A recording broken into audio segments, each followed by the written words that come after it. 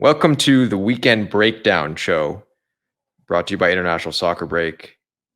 We're going to be covering the weekend's best action. And for this segment, I've brought in Rahi domestically here in the US and Bick, who is live from London. And let's get into it, boys. A pretty wild Premier League weekend, but we've learned that the champions are not invincible. We did learn that. And honestly, it's funny you bring that up, that they're not invincible, because I actually thought they had a chance to go through this entire year invincibly. That is, to not lose the game. I thought this is a team that could walk to another title. And man, losing at Wolves in a game 2-1 in the end. I mean, they were down, they equalized, and then Wolves with the late winner, or somewhat late. But Wolves were the better team, I thought. They were just more intense. City didn't match their intensity. It was such a fun game to watch. The crowd clearly was into this game, and it's just a reminder why the Premier League is such an exciting league and full of surprises. Yeah, Bick, why don't you run down the game a little bit? Firstly, tell people where the hell Wolverhampton is. So it's 2.5 hours north of London, so close to Birmingham. It's in the Midlands. It's a working class town. They've had a very successful football team historically, way back in the day. But yeah, in terms of the game itself, Wolves didn't really have a lot of chances on goal. They had one shot on goal and 2 goals. So I think that says it all. But basically, every time they went forward, they looked like they were going to create something. Pedro Neto had that first goal, which was basically him muscling past a couple of defenders and just like running all the way from the halfway line to the goal, which is just incredible. Then Man City came back with a really good free kick from Alvarez. And then finally Wolves again made a run down the wing, crossed it in. There was a lot of chaos in the box, and just found a finish somehow through Hwang So, the bull. So yeah, overall, I mean, I think their pace and intensity was just too much for City. And I think that's one of the great things about the Premier League. You get those sort of results. It's not just, I mean, obviously skill's a big element, but it's that pace and intensity can unsettle a lot of the bigger teams. And if, their forwards are having an off day, then they can just go for it. I thought Holland had a particularly quiet game. Obviously, City was missing Rodri, but Holland I thought was pretty quiet. Yeah, it was surprising. I mean, just the tear that he's been on almost every time we watch him play. It's weird to see him have a quiet game, a game where we didn't hear his name, didn't see him. He wasn't a protagonist in the game in any way. Look, he's young and they're going to play a lot of games, and I don't know. For me, it was surprising because of the talent gap. Because of this is not a game that City should have any business losing. But yet, to your point, Bick, they just didn't match the intensity. Like, you have to get up for every single game in the Premier League. And if you don't, this can happen. Yeah. Yeah, and also I think, with Haaland, I mean, again, I think we forget how young he is because of how good he was last couple of years. He is bound to have some of these matches, and I think he's just got to learn and, pick himself up and get more consistent. But yeah, I mean, I guess again, to your point, Rahi, that's why it's so difficult winning the league, right? And that's why a lot of teams find it difficult winning the league the year after they've already won it. I think that was always the biggest challenge for some of the generational teams, such as Man U and now Man City. It's just, how do you motivate these players year in, year out, week in, week out, when everyone's coming at you? And depth is super important. I mean, missing Rodri was a big miss for them, right? It felt, I mean, Kovacic was fine, and I think he's an excellent player, but I don't think he's yet found the best of himself at City yet.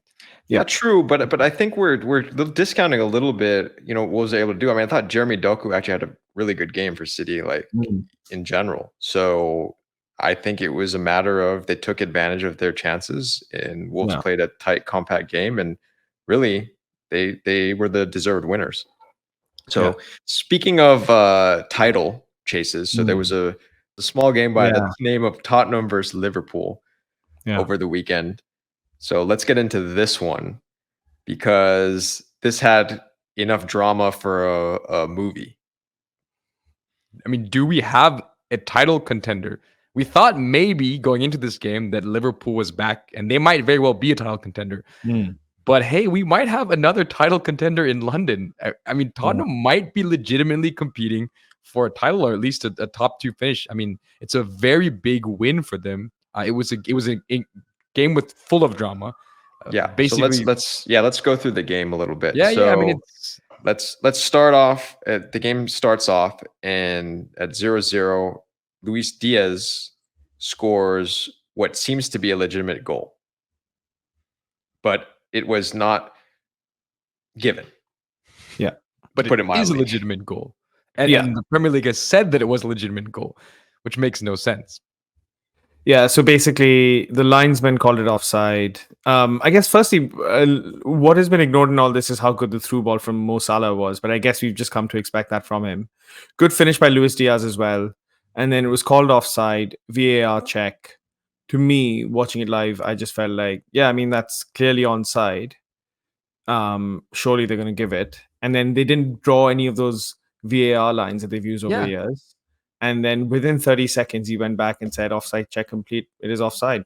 And I mean, I was flabbergasted. The commentators didn't really bring it up at that point. But obviously, there was a huge discussion after the match. But yeah, it was clearly offside. And then there was a red card, which, in my opinion, should not have been given. I don't know what you guys feel about that. Yeah, so the Curtis Jones red card for a tackle, which was essentially, what do they call it, a stud to the ankle type of tackle. In my opinion, that is a red card. I know that it's a little bit hard when you're going after the ball. You don't necessarily know exactly where your foot's going to land, but in my opinion, if that's the rule, that's the rule.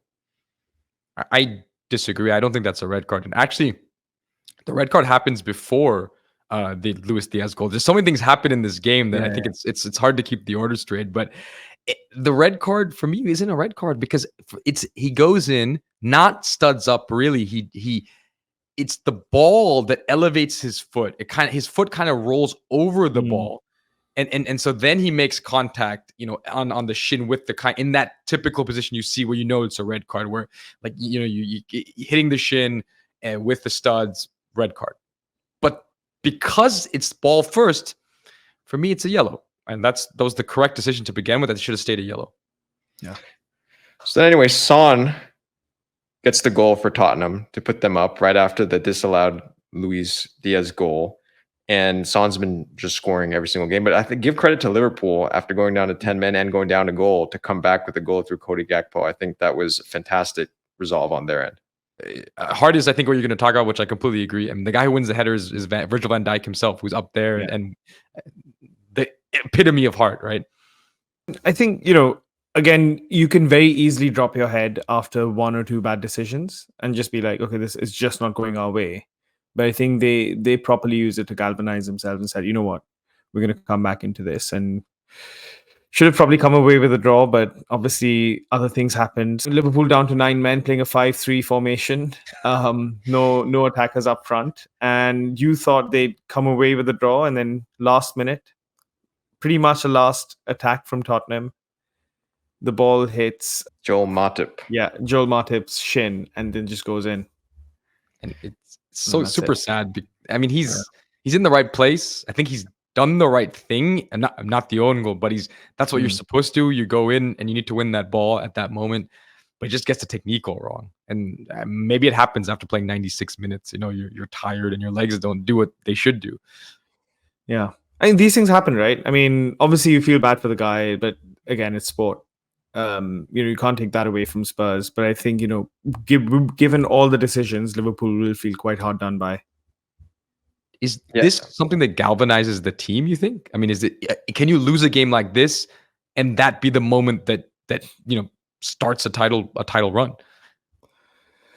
Potentially. I mean, I guess we'll only find out, right, in the next two or three matches. We'll see what happens. You can, I think you can really use this to come together as a squad and be like, look, actually, we didn't deserve to lose that. We didn't come away with any points, but Liverpool showed heart right until the very end. And despite being 2 men up, Spurs didn't look like they were on top. They had a couple of chances in the end, but even the goal, like, it wasn't like Matip was under a lot of pressure. It just seemed to happen out of the blue. So, I think Liverpool can come away with it quite proud. But yeah, we'll see. We'll see what happens. I mean, I think given Klopp's track record and everything, I think he's definitely going to use it to motivate the squad further. And they've shown enough quality to be in the race. Yeah, so let's just quickly go through the rest of the matches that happened. It was a wild Premier League weekend as a whole. So City, Liverpool both dropped points. Now, Brighton, let's talk about that very briefly. Brighton got hammered 6-1 by Aston Villa. Was that surprising to either of you? Of course. We've seen so many good things from Brighton that it is surprising to see them lose a game like this. But it is the way they play, right? They're very open and they're very fun to watch. And maybe we should have seen a result like this coming at some point. Yeah, and Big, does this say anything about, I know you're a big Steven Gerrard fan, does this say anything about his leadership now, after Unai Emery comes in and this team's able to smoke team 6-1? Yeah, I mean, I didn't think Brighton looked that bad. I just felt like, all of Villa's chances went in. And the way Brighton played, this is going to happen every now and then. I don't think they should change their style. As for Stevie G and Unai Emery, I mean, look, at the end of the day, Emery's a far more experienced manager. Gerrard's just finding his feet. He did very well with Rangers, did okay with Villa initially, and then not so well. Seeing managers who were excellent players tends to be quite rare. I think most managers were okay professional footballers and then, work their way up through the ranks. Whereas Gerrard obviously was sort of, it was quite easy for him to find a job quite early on. That's true of so many English managers, especially. So, yeah, we'll see where Gerrard's career ends up. But I mean, Emery's obviously on a different level to him. Good and good for Aston Villa. Gareth Southgate in the crowd watching Ollie Watkins and his hat trick, and maybe he gets the call up. So that's that. We'll big win. Luton Town gets their first win of the season. That's quite an achievement, right? For a small little place like Luton Town, Vic. Yeah, most famous for being the birthplace of Andrew Tate, the infamous Andrew Tate. And a couple of other dodgy characters. I mean, look, I don't know if you guys have seen Luton Town Stadium when they got promoted to the Premier League. It was, I saw pictures. I haven't been to Luton except when I go to Luton Airport every now and then. They've got a capacity of. Sorry, I just didn't realize it was the same place. Oh no, yeah, it's a good airport. Ryanair and EasyJet, so 1 hour flights to Europe. Not too bad. But they've got a stadium capacity of 11,500. It is not a Premier League stadium by any stretch. The fact that they're here is a big deal. The fact that they're not bottom of the league is a big deal. And yeah, I mean, it was a great win. Yeah. And, just continuing trends of great wins. Roy Hodgson continues to dominate in his very long career. He must be the longest standing manager in terms of total years or something in overall. But so Manchester United loses to Crystal Palace 1-0. Roy Hodgson gets the win. Manchester United fans, I don't know what to tell you losing at home a game like this.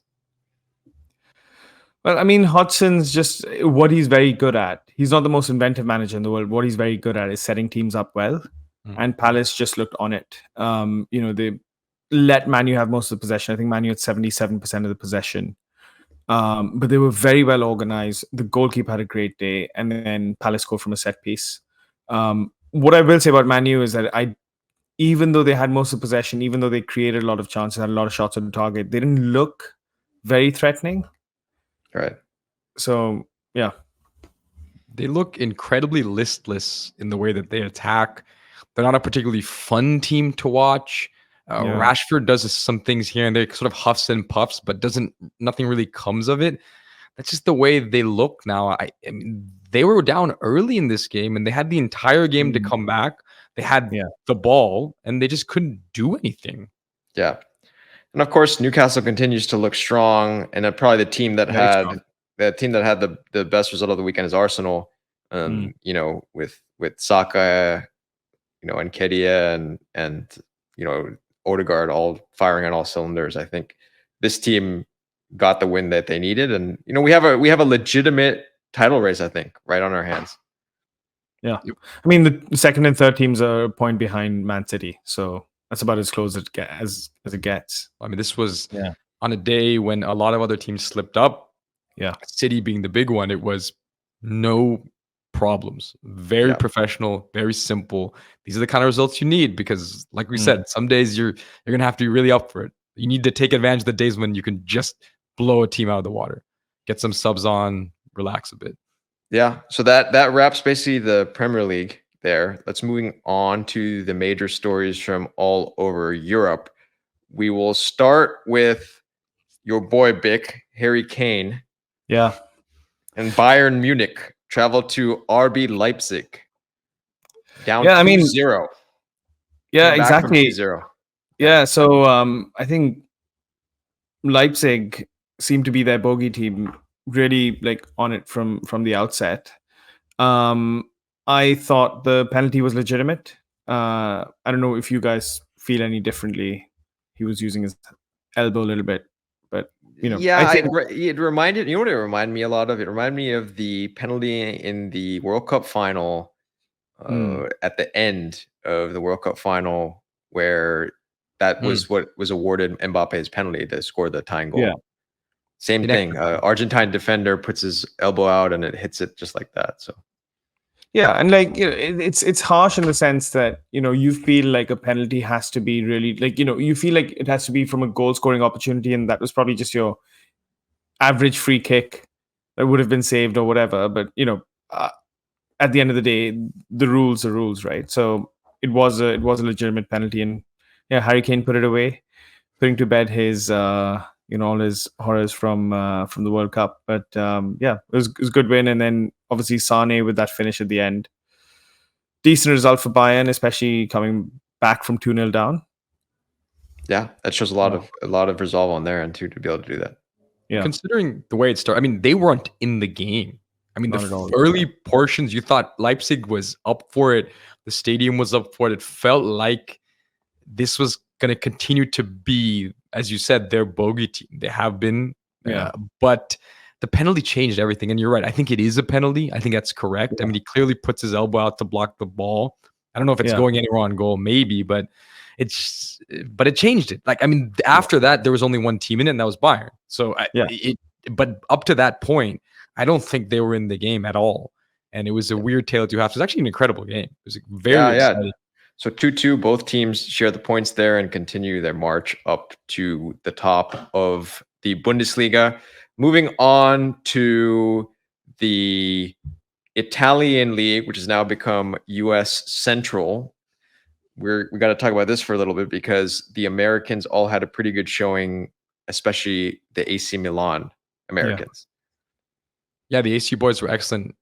Christian Pulisic, that's who that is, had a typical Puli goal, which is a late arriving run into the box. Somewhat of a decent finish, kind of the goalie kind of gets his hands to it and goes through. But it's the running. It's what he's always been good at, is timing his runs very well, understanding where to be to create attacking situations, to be threatening. He's never been the best finisher, but he's there. And from where he is, just a little bit of power into the back of the net. He had a great game. And Yunus Musa had a good game. And Pioli was very high on him after the game. So look, I think it's a big result for AC Milan after last weekend. But it's also a big result for Americans, a big performance for the Americans. Yeah, for those of you who are listening to this on audio, Rahi's proudly wearing his AC Milan knockoff jersey. It's a T-shirt. We don't call it a knockoff. It's some knockoff real. situation. It's just a T-shirt, not a jersey. But it doesn't matter because the American boys get it done for AC Milan. Winning that game 2-0 against Lazio. No other real stories from the Italian league this weekend. Atalanta and Juve 0-0. Snooze fest. It was a game where really was a snooze fest from that capacity. So moving on to La Liga now. There's a team called Real Madrid, which was actually in second place going into the weekend. Girona coming in, not coming in, actually, Real Madrid traveled to them. And they proved that they're Real Madrid. And, maybe the dream for Girona has ended pretty fast. It started a bit like Girona was in the game early. a couple. I don't know how they didn't open the scoring. I have no idea. The Venezuelan Angel Herrera had a great chance off a header. They were really a bit dominant early on, and Real Madrid was not even in the game. And then they get that goal, which comes from a Jude Bellingham assist, which is an incredible assist. Just is outside of the foot. Look, he's replaced Luka Modric in the lineup. Luka is one of my favorite players, but that was a Luka pass. And this guy is just, I mean, I don't know. He's insane. A superstar. And after that first 20-minute period where Girona was a bit dominant, it really wasn't a game, and it just felt like Real Madrid had game changers. And the biggest one goes by the name of Jude Bellingham. And man, is he good. Yeah. It's quite interesting to see an English player dominate in a team in one of those leagues. Because I think English players have done it in the past at Real Madrid as well. You had Steve McManaman, David Beckham. Michael Owen had a good season despite what everyone else said, but you've never seen anyone sort of take the bull by the horn the way Bellingham has and really lead from the front. So yeah, I think it's just good from like an English perspective. Yeah, I mean he's totally transformed just in a short time there. You know, if anyone had any perception of him not living up to expectations, he's far exceeded that. So fantastic showing by Jude Bellingham. Finishing it up in France, let's talk about what's going on with PSG, because they go to Clermont, who's a team right at the very bottom, and come at the foot of the table, you could say. The foot, there you go, at the foot of the table, Clermont foot, and they come up drawing blanks. So what's happening, Vic? What's going on with these boys?